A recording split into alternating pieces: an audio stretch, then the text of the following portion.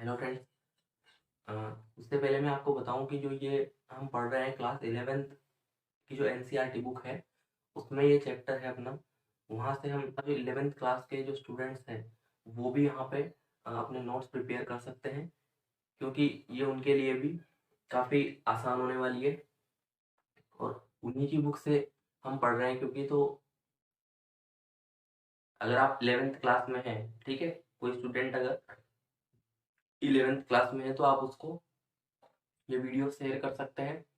उसका complete course भी यहाँ पे आसानी से क्लियर हो जाएगा। तो हम बिना किसी देरी के बात करते हैं कि जो सेल बायोलॉजी थी ये टर्म हमने पढ़ी, इसके अलावा साइटोलॉजी, दो टर्म हमने लास्ट वीडियो में देखी थी, और उन्हीं दो टर्म को हम वापस से रिवाइज कर लेते हैं यहाँ पे। यानी लास्ट वीडियो में जो भी हमने पढ़ा उसको हम दोबारा से रिवाइज करेंगे, क्योंकि बहुत ज़्यादा हमने नहीं पढ़ा था, वो बिल्कुल बेसिक था। वो उसी को फिर कंटिन्यू करते हुए आगे हम बढ़ेंगे।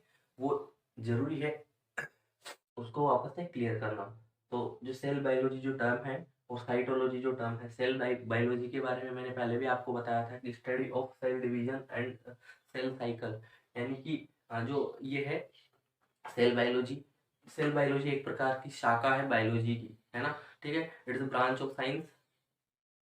तो इंग्लिश वाले और हिंदी दोनों लैंग्वेज में हम पढ़ेंगे, क्योंकि दोनों टाइप के जो स्टूडेंट हैं बाइलिंगुअली, इसीलिए हम पढ़ते चले जाएंगे और दोनों को आसानी होगी समझने में भी, ठीक है। और अगर आप नोट करना चाहें तो आप अपनी लैंग्वेज में उस चीज़ को नोट कर सकते हैं, लेकिन जो मैं यहाँ पे लिखाऊंगा उसको पहले इंग्लिश में लिखाऊंगा और हिंदी में उसको ट्रांसलेट भी करूंगा, उसके अलावा समझाऊंगा आपको क्लियरली। और एक और जो खास बात है कि ये जो सब्जेक्ट है साइंस, ठीक है, तो इसमें इंग्लिश में पढ़ना ज़्यादा बेटर होता है मेरे ख्याल से, और आसान भी होता है। और सिंपल सी बात है, जैसे मैं आपको इंग्लिश में लिखाऊंगा, आप इंग्लिश में नहीं लिखना चाहते हैं तो मैं वो जो टर्म है उनको हिंदी में भी नीचे लिखूंगा। इससे आपका जो हिंदी मीडियम वाले हैं उनका भी आसानी से क्लियर हो जाएगा। तो cell biology study of cell division and cell cycle. तो इसमें क्या होता है कि ये जो है एक शाखा है जीव विज्ञान की, या ब्रांच ऑफ बायोलॉजी है। उसके अंदर हम अध्ययन करते हैं सेल डिवीजन यानी कोशिका विभाजन का, और सेल साइकिल यानी कोशिका चक्र का, ठीक है। जो कोशिका है अपनी लाइफ साइकिल जो है कैसे कैसे पूरी करती है, किस प्रकार से विभाजन होता है। दो प्रकार के विभाजन हमको पढ़ने हैं, आपके टॉपिक भी है सेकंड ग्रेड में भी, ठीक है, अलग से स्पेशली टॉपिक है। तो वो जैसे जैसे टॉपिक आपके आप सिलेबस देखिएगा, आपके जैसे टॉपिक क्लियर होते जाएंगे, आपको पता लगता जाएगा कि ये टॉपिक जो है हमने पढ़ लिया। और कभी भी सिलेबस से बाहर हमको एक्स्ट्रा नहीं पढ़ना है, तभी पढ़ना है जब सिलेबस अपना कंप्लीट है।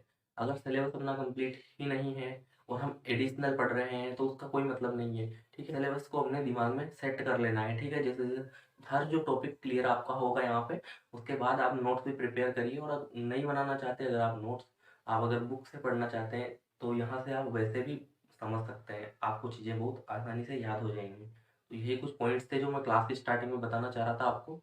उससे क्या होगा कि क्लास के बीच में इंटरप्शन नहीं होगा और चीज़ें आपको समझ में आसानी से आएंगी। और उसके अलावा आपके दिमाग में जो भी क्वेरीज हैं तो आप कमेंट में फिर भी बताइए, मैं उसका कमेंट में ही जवाब दे दूंगा, ठीक है। तो हम स्टार्ट करते हैं कि सेल बायोलॉजी जो है study of cell division and cell cycle इसको बोलते हैं, जबकि साइटोलॉजी जो है, साइटोलॉजी होती है study of structure of cell, ठीक है। यानी जो साइटोलॉजी को इंग्लिश में हिंदी में भी साइटोलॉजी बोलेंगे, ठीक है। ये भी जो है एक ब्रांच है, ये भी एक ब्रांच है बायोलॉजी की, यानी एक शाखा है जीव विज्ञान की। उसके अंदर हम स्टडी यानी अध्ययन करते हैं स्ट्रक्चर ऑफ सेल का। के अंदर जो है हम अध्ययन करते हैं कोशिका की संरचना का, ठीक है, कोशिका की संरचना का हम यहाँ पे अध्ययन करते हैं। तो ये आप नोट कीजिए। अब अगर आप करना चाहते हैं या फिर लास्ट क्लास में आपने कर ली तो कोई प्रॉब्लम नहीं है, वरना जो ये जो वीडियो है फर्स्ट टाइम देख रहा है तो उसको पिछली क्लास देखने की जरूरत नहीं है। अगर आप चाहते हैं तो देख सकते हैं, वरना मैं यहाँ पे रिवाइज करवाऊंगा, लेकिन इसके बाद जो है अपनी क्लासेस जो कंटिन्यू चलती जाएंगी तो उसको आप देख सकते हैं।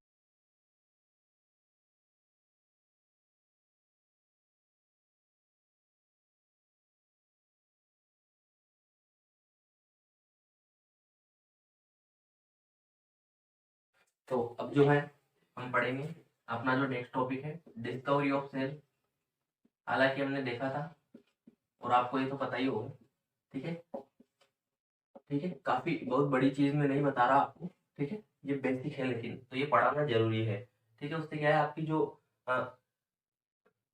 प्री एग्जिस्टिंग नॉलेज है, आपकी पुरानी जो नॉलेज है वो थोड़ी सी रिवाइज हो जाएगी और आप चीज़ों को लिंक कर सकेंगे, तो वो बहुत जरूरी है। इसमें दो प्रकार की जो सेल्स है, एक तो लिविंग जो है, लिविंग की खोज किसने की थी वो अलग हम देखेंगे, ठीक। उसके अलावा दूसरा जो है डेड सेल की खोज किसने की थी वो भी हम बात करेंगे। तो लिविंग सेल की जैसा मैंने बताया था वो है एंटोन वॉन ल्यूवेन हुक ने, ठीक है, एंटोनी वॉन ल्यूवेन हुक ने। और ये जो खोज की थी इन्होंने टीथ स्तंभ के अंदर, ठीक है। टीथ स्तंभ होता है जो अपने दांत होते हैं उसके बीच में पीलापन हल्का सा जो जमा होता है वो टीथ स्तंभ कहलाता है। तो एंटोनी वॉन ल्यूवेन हुक ने, बस आपको इतनी सी चीज याद रखनी है, उसने लिविंग सेल की यानी जीवित कोशिका की, हिंदी वाले बच्चों के लिए अगर बात करें तो कोशिका की खोज जो है वो जीवित कोशिका की खोज है वो किसने की।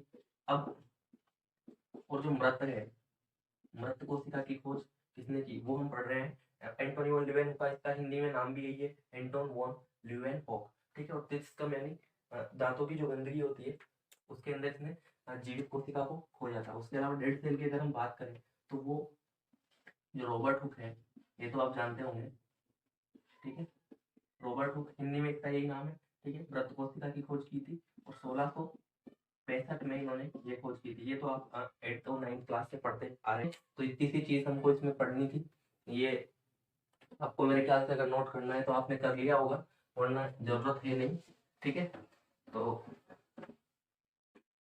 और अगर कोई चीज बाकी रह जाती है तो आप वीडियो को पॉज करके और नोट कर सकते हैं अगर चाहे तो, ठीक है, या उसको रिपीट भी कर सकते हैं।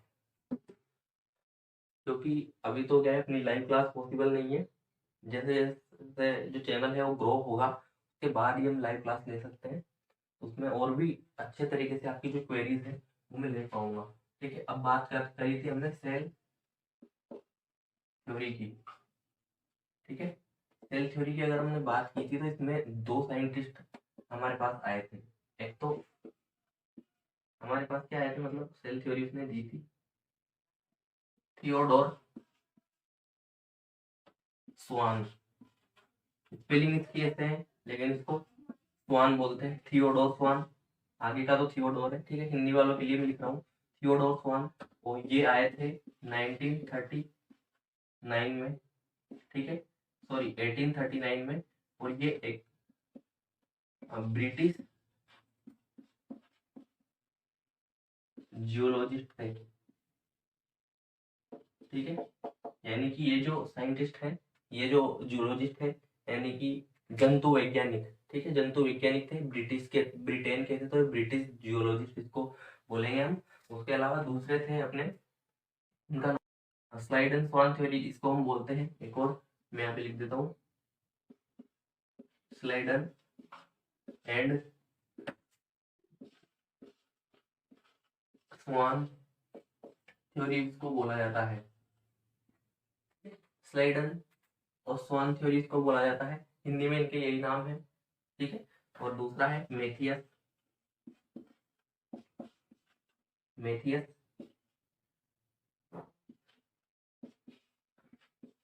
स्लाइडन, ठीक है, आप लिख सकते हैं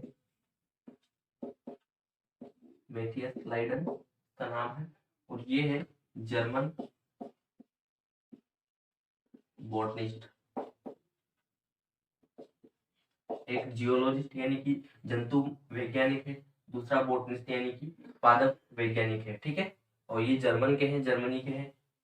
ये इन्होंने अपनी जो सेल थ्योरी की बात की थी 1838 में, और दोनों ने मिलकर 1838 यानी 1838 और 1839, ठीक है, 1839 में ये दोनों ने मिलकर ये थ्योरी दी, सेल थ्योरी। इसके बारे में हमने पहले भी पढ़ रखा है, ठीक है, क्योंकि बचपन से हम इसको पढ़ते हैं, लेकिन इसको पढ़ना इसीलिए जरूरी है कि जो बेसिक्स है वो आपके बिल्कुल, मैं कह रहा हूँ अगर कॉन्सेप्ट क्लियर है तो आगे प्रॉब्लम नहीं होने वाली। तो ये हमने पढ़ा। अब इस सेल थ्योरी की हम बात करेंगे, ठीक है। सेल थ्योरी जो है वो क्या करती है, तो दो ही वाक्यांश जो है हमको वहां पे पढ़ने हैं। सेल थ्योरी के अंदर बहुत ज्यादा कुछ है नहीं, ये आपको यहाँ तक समझ आ रहा होगा कि एक जो है सेल थ्योरी के अंदर है कि all livings are composed of cell. जितने भी जो जीवित जीव है, ठीक है, सारे के सारे जीवित प्राणी कोशिकाओं से बने होते हैं। हिंदी वाले स्टूडेंट्स के लिए बता रहा हूँ, जितने भी जो दो ही वाक्य हैं, एक तो ये है जितना अभी हम लिखेंगे, ठीक है, जितने भी जो जीवित प्राणी है वो कोशिकाओं से बने होते हैं, ठीक है, एक चीज ये है। दूसरा जो सेल थ्योरी के मुताबिक जो सेंटेंस है वो है all cells are developed from pre existing cells.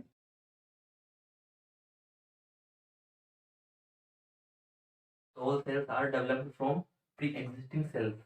तो ये क्या कहना चाहते हैं कि जितने भी जो सेल्स हैं, जितनी भी जो कोशिकाएं हैं अपने आसपास, अपने बीच, ठीक है, पुरानी जो हमको दिख रही है अभी, जो प्रेजेंट है, वो सारी की सारी प्री एग्जिस्टिंग सेल्स से ही डेवलप हुई, यानी उनका विकास जो है पुरानी अस्तित्व में जो कोशिकाएं थी उन्हीं से हुआ, यानी पुरानी कोशिकाओं से नई कोशिकाओं का निर्माण होता है। सीधी बात ये बोलना चाह रहा है, ठीक है, कि जो पुरानी कोशिकाएं हैं उन्हीं से नई कोशिकाएं का निर्माण होता है, और जो सारे के सारे जो जीवित जीव है वो कोशिकाओं से ही बने होते हैं। बस ये दो मेन सेंटेंस आपको याद रखने हैं, ठीक है,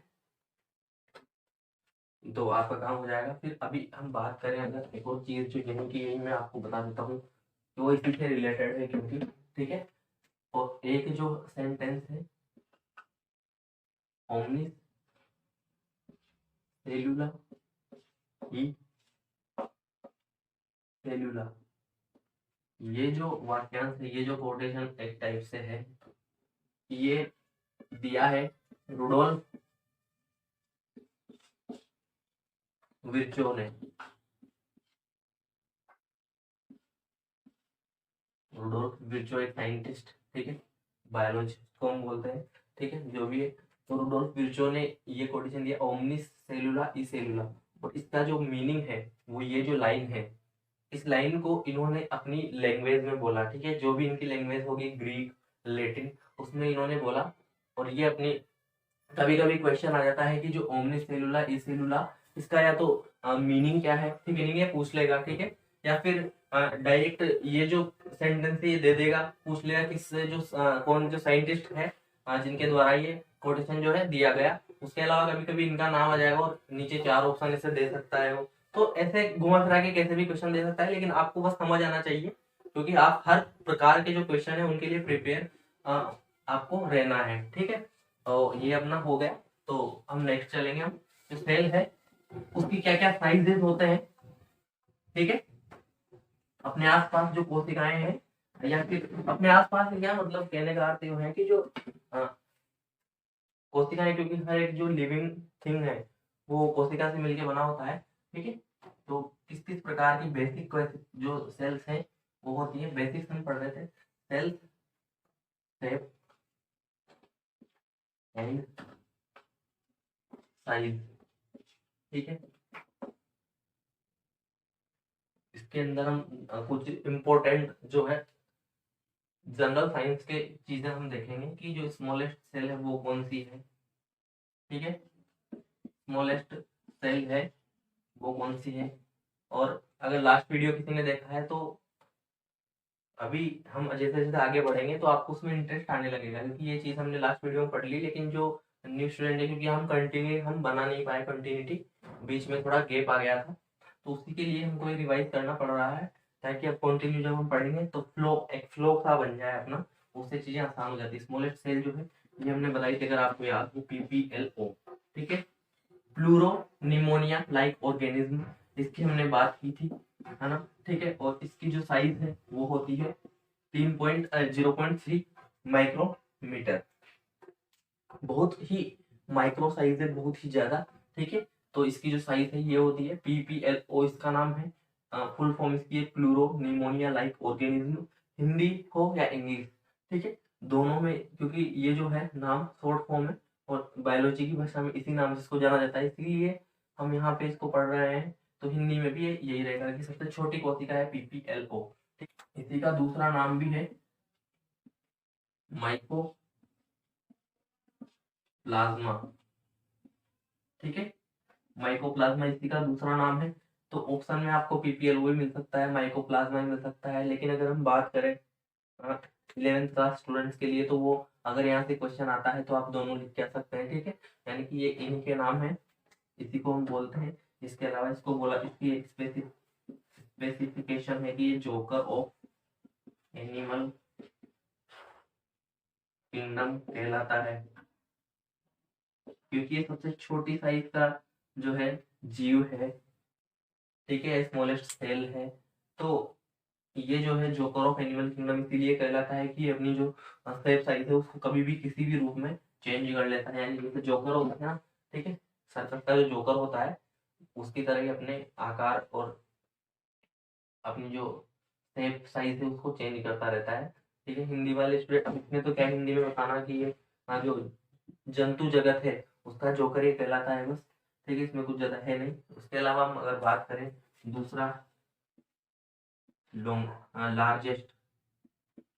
लार्जेस्ट मीन्स सबसे बड़ी जो कोशिका है वो क्या है, वो है ऑस्ट्रिच एग। ठीक है, हिंदी में इसको बोलते हैं शुतुरमुर्ग।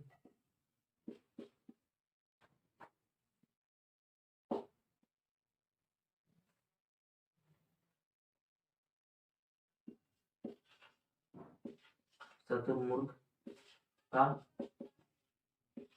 अंडा जो है वो सबसे बड़ी कोशिका है। ठीक है, ये आपने नोट की होगी। थर्ड हम इधर देखते हैं पॉइंट, वो है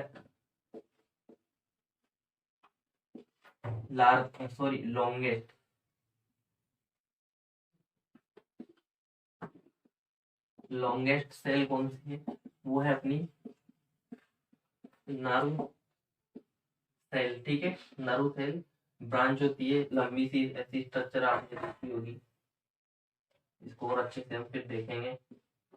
ऐसी स्ट्रक्चर आपने देखी होगी, एक्सॉन्स होते हैं इसके अंदर, ये डेंड्राइट्स होते हैं, ये एक स्ट्रक्चर है, नाउ सेल कहलाती है। ठीक है, तो ये नोट कर सकते हैं आप।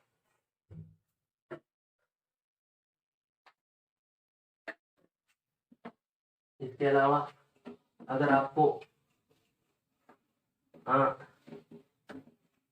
बैक्टीरिया जो है, क्योंकि बैक्टीरिया भी काफी छोटी साइज होती है, तो वैसे जेनमनी हम बता रहे हैं कि 4 नंबर पे हम देख रहे हैं बैक्टीरिया जो है उसकी क्या साइज होती है। बैक्टीरिया जो है उसकी साइज होती है 3 से 5 माइक्रोमीटर। ठीक है, 5th नंबर पे अगर हम बात करें तो हम WBC और RBC, इनकी साइज की अगर हम बात करें तो WBC जो है इसकी कोई फिक्स साइज नहीं होती, डिफ्यूज। WBC की अगर हम बात करें तो इसकी कोई फिक्स साइज नहीं होती, डिफ्यूज होती है, डिफ्यूज शेप की होती है। तो अमोबॉइड यानी जो अमीबा होता है उसी के आकार का हम इसको बोलते हैं। ठीक है, उसके अलावा RBC की अगर बात करें तो बाई कॉनकेव होती है, बाई कॉनकेव शेप की होती है। ठीक है, और कभी कभी ये राउंड शेप की भी होती है, यानी गोल और द्वि उत्तल शायद इसको हिंदी में बोलते हैं। ठीक है, उस आकार की होती है। तो RBC जो है रेड ब्लड सेल, लाल रुधिर कणिकाएं, व्हाइट ब्लड सेल यानी कि श्वेत रुधिर कणिकाएं, इनके आकार की अगर हमने बात की तो इसको हिंदी में यही बोलेंगे अमीबॉइड, यानी अमीबा के आकार जैसी। ठीक है, बैक्टीरिया को बैक्टीरिया बोलते हैं, या जीवाणु, हाँ जीवाणु इसको बोलते हैं। ठीक है, हिंदी में जीवाणु। तो ये बेसिक है, ये आपको आता ही होगा मेरे ख्याल से। ठीक है, तो ये नोट कीजिए, उसके बाद नेक्स्ट हम चलेंगे। अब जो है इम्पोर्टेंट टॉपिक अपना स्टार्ट होने जा रहा है, और लास्ट क्लास में हमने ये टॉपिक पढ़ा भी नहीं था। बस हमने थोड़ा सा देखा होगा कि जो प्रोकैरियोटिक सेल है और यूकैरियोटिक सेल है उसके क्या क्या डिफरेंसेस है। तो हम अब बिल्कुल स्टार्टिंग मतलब बेसिक से हम इसको स्टार्ट करेंगे, क्योंकि 2 प्रकार की सेल्स होती है। ठीक है, सेल्स होती है वो 2 प्रकार की होती है। ठीक है, एक हमने पढ़ी, हाँ मैं पहले बता देता हूँ, प्रोकैरियोटिक, दूसरी जो है यूकैरियोटिक। ठीक है, एक और जो वर्ड है यहाँ पे, ये जो वर्ड है कैरियोटिक, ये कहाँ से आया? कैरियोन से। कैरियोन, इसका मतलब होता है न्यूक्लियस। ठीक है, न्यूक्लियस हिंदी में बोलते हैं केंद्रक। ठीक, और जो प्रो है, प्रो मतलब ये जो वर्ड है इसका अर्थ है यहाँ पे पुराना, इंग्लिश में बोले तो प्रिमिटिव। ठीक है, यानी कि जो पुराने टाइप के जो न्यूक्लियस थे उसमें क्या होता था कि न्यूक्लियर मेम्ब्रेन चारों तरफ नहीं होती थी, और इसके अंदर जो मटेरियल भरा होता है न्यूक्लियस के अंदर जो भरा होता है, ठीक है, न्यूक्लियोप्लाज्म उसको हम बोल सकते हैं। ठीक है, न्यूक्लियोप्लाज्म जो है वो पूरी सेल में बिखरा पड़ा होता था, कोई चीज की यहाँ है, कोई चीज वहां है, यानी कोई बाउंड्री नहीं होती थी, स्पेसिफिक एरिया नहीं होता था। इसी के कारण ये होता था, और ये प्रोकैरियोटिक सेल्स कहलाती थी।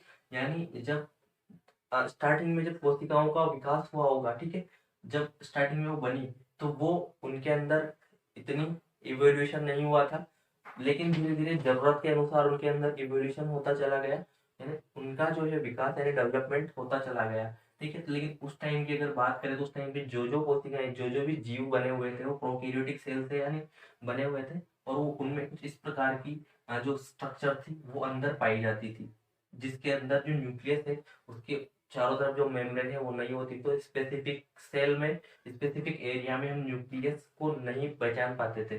ठीक है, जबकि अगर बात करें यूकैरियोटिक, यानी कि ये जो है ये मॉडर्न जो है या न्यू इसको हम बोल सकते हैं। ठीक है, नया। कैरियन मतलब मैंने बताया केंद्र। ये जो कोशिकाएं हैं इसके चारों तरफ जो है न्यूक्लियर मेम्ब्रेन पाई जाती है, अपने न्यूक्लियोप्लाज्म के चारों तरफ वो एक स्पेसिफिक जगह होती है, और कंपोज्ड न्यूक्लियस होता है इसका। ठीक है, तो वो हम देखेंगे। अभी हम स्टार्ट करेंगे प्रोकैरियोटिक्स की। प्रोकैरियोटिक जो सेल है उनकी हम बात करेंगे, काफी इंपॉर्टेंट टॉपिक है और काफी थोड़ा सा बड़ा टॉपिक है। ठीक है, तो मेरे ख्याल से आज ये कंप्लीट नहीं होगा, लेकिन टेंशन करने की जरूरत नहीं है, सेकंड क्लास में इसको कंप्लीट कर लेंगे। बहुत ही इजी टॉपिक है, हालांकि बहुत इजी टॉपिक है, उसमें कोई दिक्कत आपको नहीं आने वाली। अगर आपको ये नोट करना है तो आप कर सकते हैं। अब जो है अपना इम्पोर्टेंट टॉपिक, अब जो है अपना इम्पोर्टेंट टॉपिक स्टार्ट होगा, प्रोकैरियोटिक सेल्स। हिंदी में इसका यही नाम है। अब इसका तो कम से कम नाम आप हिंदी में यही है, मतलब है ही यही। ठीक है, हिंदी हो जाएंगे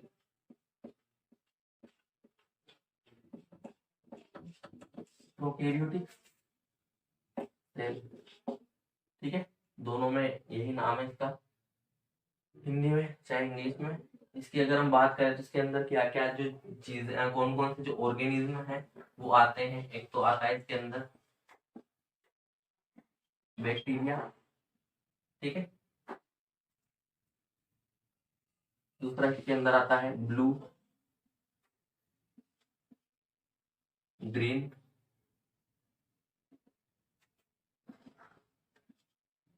एल्गी। इसको हम अगर ये कहीं कहीं पे भी आगे इसका नाम आएगा तो मैं एक दो बार आपको बस ब्लू ग्रीन एल्गी बोलूंगा, फिर BGA इसको हम बोलेंगे। ठीक है, इससे चीजें आपको याद होने में आसानी होगी, इतना बड़ा नाम आपको याद करने की जरूरत नहीं है। ब्लू ग्रीन एल्गी को BGA हम लिखेंगे। ठीक, उसके अंदर उसके अलावा हम माइकोबैक्टीरिया, माइकोप्लाज्मा इसके अंदर हम पढ़ेंगे, जिसको PPLO बोलते हैं। ठीक है, तो PPLO जो है इसके अंदर हम पढ़ेंगे।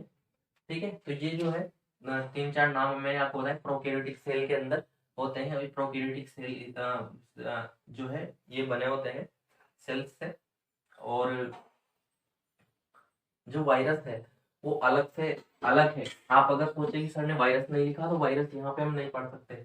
वायरस जो है वो अलग है, वो डेड और लिविंग दोनों तरीके से बिहेव करता है, तो प्योर सेल नहीं कह सकते हम उसको। उसको हम आगे जब वो टॉपिक आएगा तो उसके अंदर हम उसको देखेंगे, वहां पे आपको समझ आएगा आसानी से। ठीक है, तो अगर आपके दिमाग में, किसी के दिमाग में आ रहा है कि वायरस क्यों नहीं है, तो वायरस जब वो टॉपिक आएगा तो हम कंटिन्यू उसको बनाए रखेंगे, तब आपको समझ आएगा। तो हमारे साथ बने आप रहिएगा, ठीक है। तो वो क्लियर आपका हो जाएगा। तो ये हमने देखा। उसके अब हम जो है, जो बैक्टीरिया है इसका क्लासिफिकेशन हम देखेंगे शेप के आधार पर कि क्या क्या जो है इसकी शेप्स होती है, ठीक है। तो बैक्टीरिया जो है इसका क्लासिफिकेशन है बेस्ड ऑन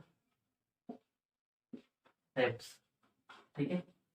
किस आकार के जो बैक्टीरिया है वो मोस्टली पाए जाते हैं। तो मेन यहाँ पे हम 4 प्रकार के जो बैक्टीरिया है वो हमको पढ़ने हैं।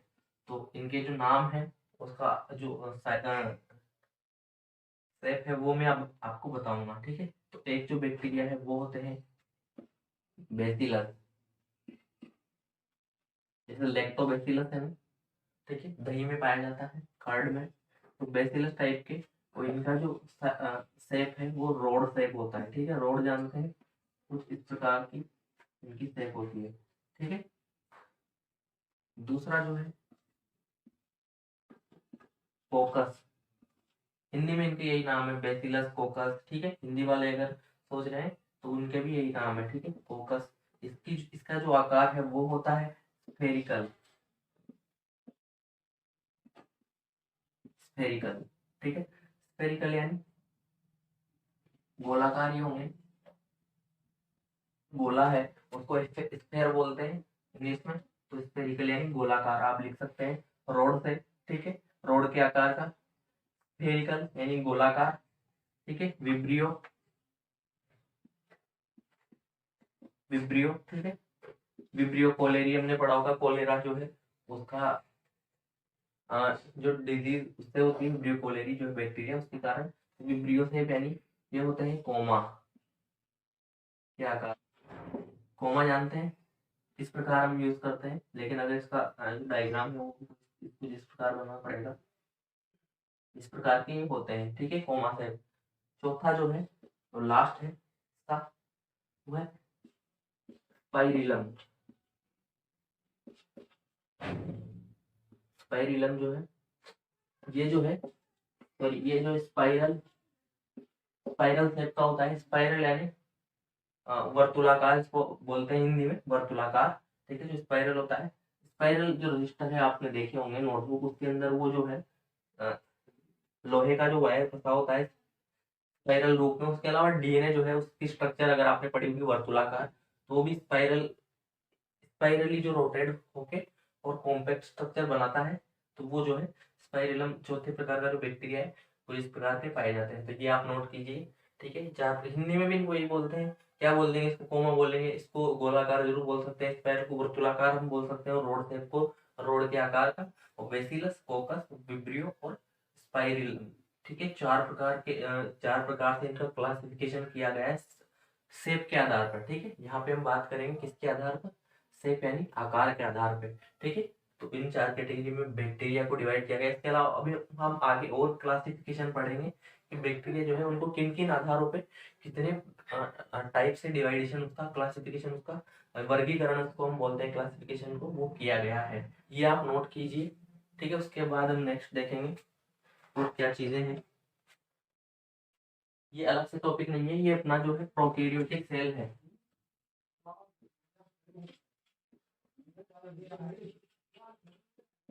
प्रोकैरियोटिक जो सेल है उसी के अंदर अपना ही टॉपिक चल रहा है, ठीक है। ये बड़ा इंपॉर्टेंट टॉपिक और काफी बड़ा टॉपिक है अभी, ठीक है। नेक्स्ट क्लास में कंप्लीट हो पाएगा, लेकिन ये इसी के अंदर क्योंकि बैक्टीरिया है, हमने देखा कि इसके अंदर क्या क्या जो है जीव है वो होते हैं, ये सेल से बने होते हैं। तो उसके अंदर हमने बैक्टीरिया पाया, तो उसके बारे में हमने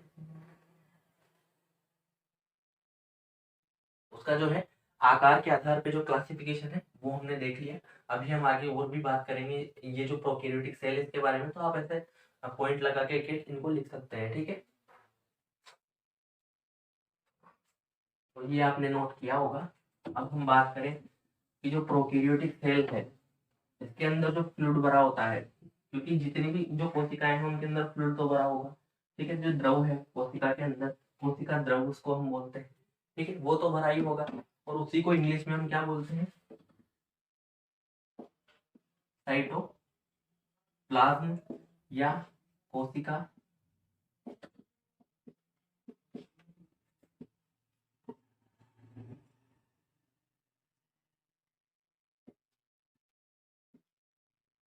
द्रव्य, ठीक है। कोशिका द्रव्य इसको बोला जाता है। ये जो कोशिका के अंदर भरा होता है, कोशिका के अंदर जो द्रव भरा होता है उसको कोशिका द्रव कहते हैं, ठीक है। अगला जो है, इसके अंदर जो जेनेटिक मटेरियल है,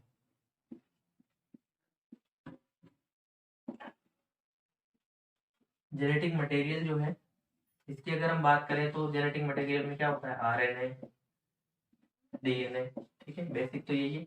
इसके अलावा क्रोमोसोम्स, वो खैर डीएनए से ही कॉम्पैक्ट शेप जो है क्रोमोसोम कहलाती है।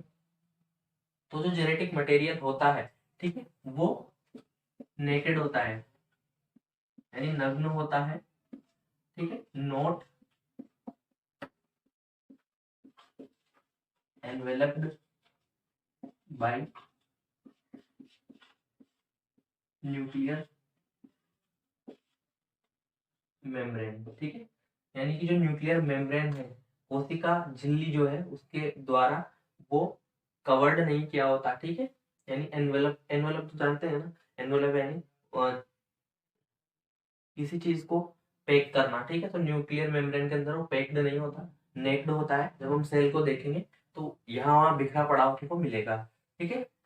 तो जेनेटिक मटेरियल की हमने बात की, ठीक है, तो इसको भी आप नोट कीजिए। उसके अलावा फिर नेक्स्ट हम बात करते हैं कि जो इसका जो जीनोमिक डीएनए है, ठीक है, जीनोमिक डीएनए, जीनोमिक डीएनए मतलब वो जीनोमिक वर्ड आगे लगा दिया क्योंकि जो जीन्स होते हैं डीएनए के ऊपर प्रेजेंट होते हैं, तो डीएनए की हमने सीधी सीधी बात की है। तो जो डीएनए है प्रोकैरियोटिक सेल में मोस्टली तो सर्कुलर होता है, ठीक है, सर्कुलर डीएनए होता है, सर्कुलर डीएनए होगा और सिंगल क्रोमोसोम, सिंगल क्रोमोसोम यहाँ पे प्रेजेंट होता है, यानी कि क्रोमोसोम जो है यहाँ पे प्रेजेंट होता है, यानी कि पेयर ऑफ क्रोमोसोम यहाँ पे नहीं पाई जाती, सिंगल क्रोमोसोम और सर्कुलर डीएनए यहाँ पे उपस्थित होता है। अगर ये आपने नोट कर लिया ऊपर का, ठीक है, तो मैं इसको मिटा देता हूँ क्योंकि यहाँ पे एक चीज हमको देखनी है और आपने ये पढ़ भी रखी होगी। तो सर्कुलर डीएनए है, ठीक है, ये जो है हमने बायो टेक्नोलॉजी उसके अंदर हमने इसकी बात की थी, बायोटेक्नोलॉजी में। और जो है बायोटेक्नोलॉजी के अंदर इसको बोला जाता है प्लाज्मिड। ये भी हम जीव विज्ञान में पढ़ेंगे। और इसके अंदर ये जो सिलेबस है अपना, ये जो सिलेबस है अपना आपका बायोटेक्नोलॉजी यानी का जो टॉपिक है आपको यहाँ पे मिलेगा। इसको हिंदी में बोलते हैं जैव जैव तकनीकी, आई थिंक, ठीक है। तो जैव तकनीकी और प्लाज्मिड हिंदी में और इंग्लिश में दोनों में इसको प्लाज्मिड बोला जाता है। प्लाज्मिड जो सर्कुलर डीएनए है इसको बोला जाता है प्लाज्मिड, ठीक है। और जो प्लाज्मिड है इसके पास एक और चीज आपको पता हो तो, अगर आपने पढ़ी हो बायोटेक्नोलॉजी के अंदर, ठीक है, तो इसके एंटीबायोटिक रेजिस्टेंस जीन उपस्थित होते हैं। एंटीबायोटिक रेजिस्टेंस जीन के पास आपको देखने को मिलेंगे सर्कुलर डीएनए के अंदर। वो फिर एक अलग बात है, जब बायोटेक्नोलॉजी पढ़ेंगे टॉपिक उसके अंदर हम इसकी और बात करेंगे, एक्सप्लेन करेंगे। पर अभी आपको बस इतना याद रखना है, सर्कुलर डीएनए जो है उसको प्लाज्मिड बोला जाता है। इतने छोटे छोटे सर्कुलर डीएनए हैं उनको प्लाज्मिड बोला जाता है, ठीक है। क्योंकि बायोटेक्नोलॉजी जो है उसी के अंदर हम सबसे ज्यादा पढ़ते हैं इकोलाई, एस्चेरिया कोलाई जो बैक्टीरिया है उसी का प्लाज्मिड हमने हायर स्टडीज में पढ़ेंगे, उसी के प्लाज्मिड की स्ट्रक्चर हम देखेंगे, ठीक है। और क्योंकि एस्चेरिया कोलाई एक बैक्टीरिया है तो वो प्रोकैरियोटिक सेल ही तो है, ठीक है, क्योंकि हमने देखा कि बैक्टीरिया जो है प्रोकैरियोटिक सेल है, ठीक है। तो ये ऐसे आप यहाँ से चीजों को मिलाते चलिए, उससे आपके कॉन्सेप्ट जो है क्लियर होते जाएंगे। ये आप नोट कीजिए। फिर हम नेक्स्ट देखते हैं।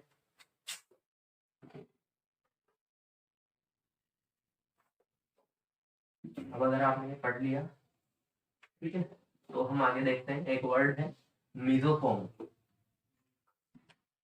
एक वर्ड है मीजोफोम। ये या तो आपने पहले सुन रखा होगा। मीजोफोम जो है मैं आपको बना के बताता हूँ।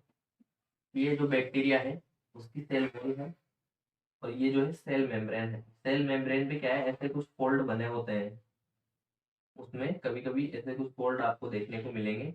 इनका काम क्या है वो भी हम आगे देखेंगे। अभी मैं बस जस्ट आपको पहले आप ये ध्यान रखिए कि ये जो है ये मीजोफोम है, जो इनर मेम्ब्रेन यानी प्लाज्मा, जो सेल मेम्ब्रेन है, सेल वॉल के अंदर की साइड की जो मेम्ब्रेन है, ठीक है, जो सेलेक्टिव परमिएबल होती है, उसके ऊपर ऐसे फोल्ड बने होते हैं, वो मेसोसोम कहलाते हैं। ये एरिया बढ़ाने का काम करते हैं। यहाँ पे क्या हुआ, ऐसे तो ये जो झिल्ली है सीधी निकल जाती तो कम एरिया बनता, लेकिन यहाँ पे कोशिका के अंदर ज्यादा एरिया बढ़ाने के लिए, ठीक है, सेल मेम्ब्रेन का वो ऐसे फोल्ड बने होते हैं। तो ये आप देख लीजिए एक बार।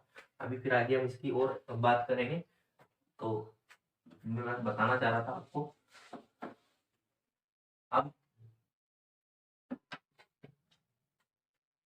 अब जो है, अगर हम बात करें सेल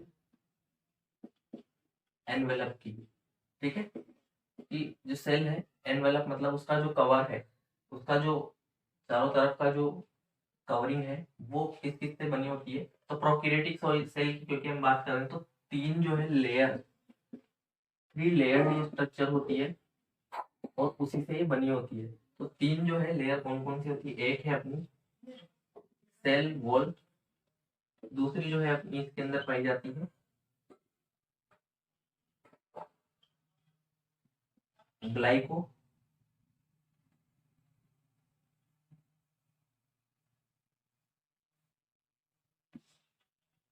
कैलिक्स, ठीक है, ग्लाइकोकेलिक्स।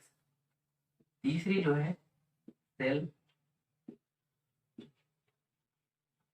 मेम्ब्रेन, ठीक है, तो ये पाई जाती है। अब इसके बेसिक बेसिक अगर बात करें तो ये डेड होती है। ग्लाइकोकेलिक्स की भी हम अभी हम बात करेंगे कि क्या इसके उपयोग हैं, ठीक है, और किस प्रकार से ये सेल जो है उसको शेप देती है या क्या इसका काम है। सेल मेम्ब्रेन की भी हमने बात की, ठीक है, सेलेक्टिव परमेबल होती है, उसके और हम एक्सप्लेन करेंगे।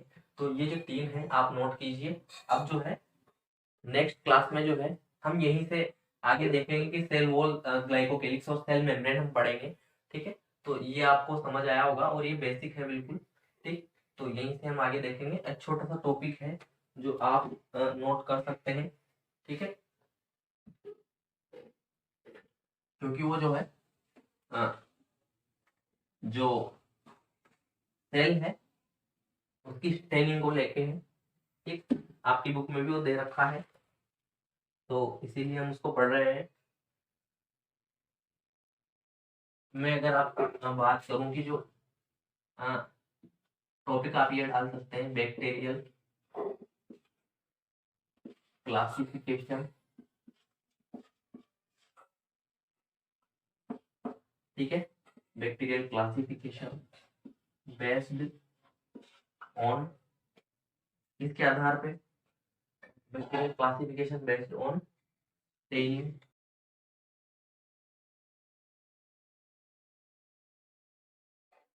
स्टेनिंग ऑफ बैक्टीरिया, ठीक है। हिंदी में अगर हम इसकी बात करें तो जो बैक्टीरिया है उनका वर्गीकरण किस आधार पर स्टेनिंग होती है।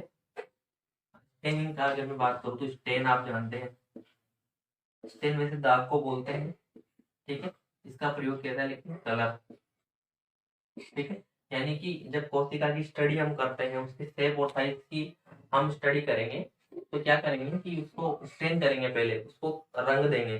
तब जब हम उसको माइक्रोस्कोप में देखेंगे तो हर एक जो चीज है, जो उसकी मेम्ब्रेन्स है, वो अगर कलर उनमें हो गया, ठीक है, यानी स्टेन अगर उनका हो गया, स्टेनिंग उनकी हो गई, तो उनको स्टडी करने में, उनके आकार और शेप साइज को स्टडी करने में उनको आसानी होगी, ठीक है। और जो है ये मैं इसीलिए बताना चाह रहा हूँ कि जो स्टेनिंग है ये प्रोसेस, जो ये ग्राम साइंटिस्ट थे, ग्राम, इन्होंने दिया है, ये भी आप याद रखेंगे। और इम्पोर्टेंट चीज मैं आपको बताऊं कि इसी आधार पे जो ग्राम की स्टेनिंग है, इसी के आधार पे जो बैक्टीरिया है, आपने ये नोट कर लिया होगा, यहाँ पे मैं लिख देता हूँ ग्राम।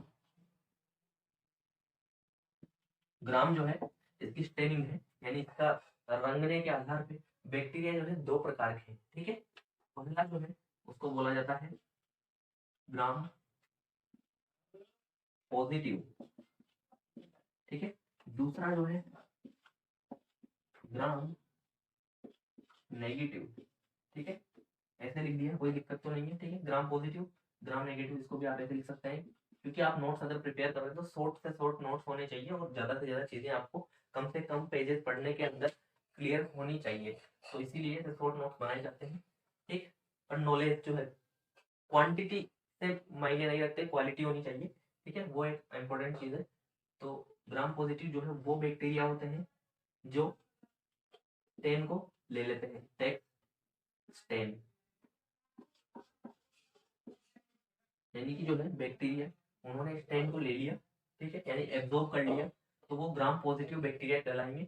लेकिन अगर उन्होंने स्टेन को डू नॉट स्टेन, यानी वो बैक्टीरिया जो स्टेन यानी कलर नहीं हो पाते स्टेनिंग करने के बावजूद भी, तो ग्राम नेगेटिव, नेगेटिव मतलब एब्सेंट, तो स्टेनिंग अगर एब्सेंट है, डू नॉट स्टेन, तो वो ग्राम नेगेटिव बैक्टीरिया कहलाएंगे। अगर पॉजिटिव है यानी कि प्रेजेंट है, यानी स्टेनिंग प्रेजेंट है, ठीक है, तो वो ग्राम पॉजिटिव बैक्टीरिया कहलाएंगे। तो ये छोटा सा टॉपिक था, ये मैंने अभी यहाँ पे बता दिया, बहुत ज़्यादा कुछ इसमें था नहीं।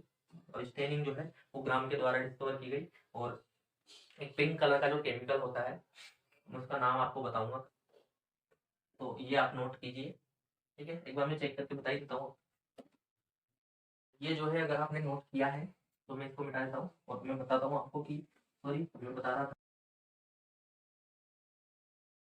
इसके अंदर ग्राम स्टेनिंग के अंदर तो आयोडीन जो है इसका यूज किया जाता है। ठीक है, उससे जो है बैक्टीरिया के जो वॉल्स हैं उनको एक कलर मिल जाता है, और हम जब उसकी स्टडी करते हैं तो हर एक जो चीज़ है उसको हम जब देखेंगे तो ट्रांसपेरेंट नहीं रहती। ठीक है, वो समझ आता है कि कहाँ पे कौन सी क्या चीज़ है जो हमको दिखाई देती है क्लियरली, तो इसीलिए स्टेनिंग करनी पड़ती है। और बैक्टीरिया का जो क्लासिफिकेशन है बेस्ड ऑन स्टेनिंग हमने देख लिया।